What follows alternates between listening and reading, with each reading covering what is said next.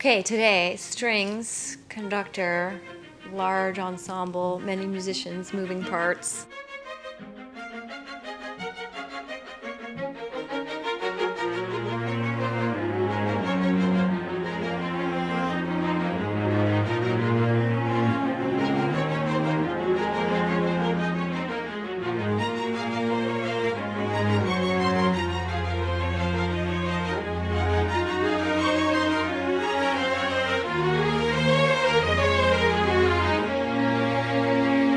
Always loved classical music. Classical music was my first contact with music, and it's sort of pure in that respect.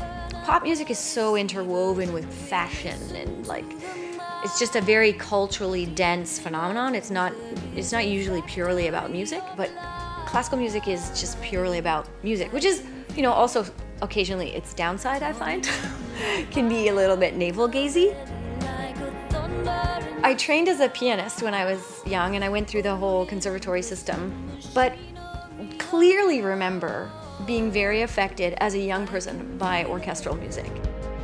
My parents had an LP by this Spanish conductor by the name of Waldo de los Rios, and he did all the great symphonies, but he added bass and drums and weird Spanish percussion.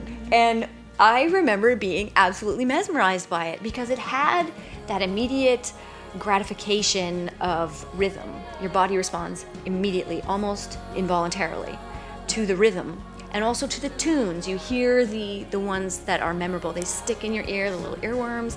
So it had those really kind of essential pop elements, but then all this rich, beautiful sound and the delicate voicing, or the extremely powerful voicing of Beethoven, all of that was in there, kind of mashed together.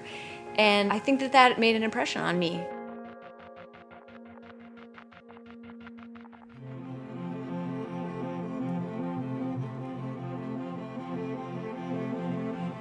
Standing alone now. Sarah's arrangements are compositions unto themselves that complement and add counterpoint and texture and extra layers of interest to what are already fantastic songs. I feel like Sarah has a good intuitive sense for writing for strings. So it's when I sit down to look at the parts, they always make sense to me.